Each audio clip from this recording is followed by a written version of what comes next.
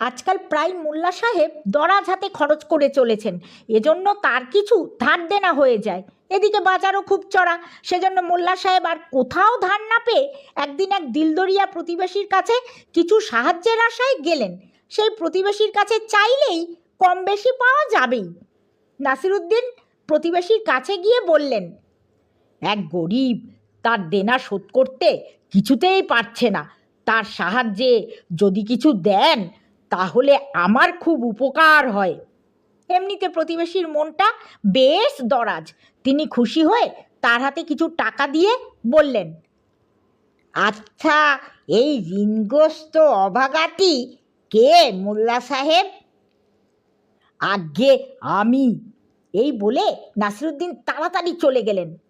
কিছুদিন পরে নাসিরুদ্দিন আবার সেই প্রতিবেশীর কাছে কিছু টাকার জন্য এসেছেন। পড়শি একবার ঠকে শিক্ষা পেয়ে শেয়ানা হয়ে গেছেন। বললেন,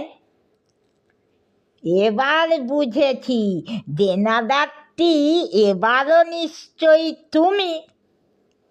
আগে না না, বিশ্বাস করুন, এবার সত্যি আমি আমার জন্য আপনার কাছে আসিনি। এমন করে মোল্লা সাহেব বললেন যে বিশ্বাস না করে আর পারা গেল না। আবার মন ভিজল, নাসিরুদ্দিনের হাতে সঙ্গে সঙ্গেই টাকা দিয়ে দিলেন। যাওয়ার সময় বললেন, এবার কার দুঃখ দূর করতে যাচ্ছেন মোল্লা সাহেব? আগে আমার দুঃখ। সে কি রকম? এই বলে রাগ করলেন ভদ্রলোক। মোল্লা সাহেব বললেন, আগে এই অধম এবার পাওনাদার।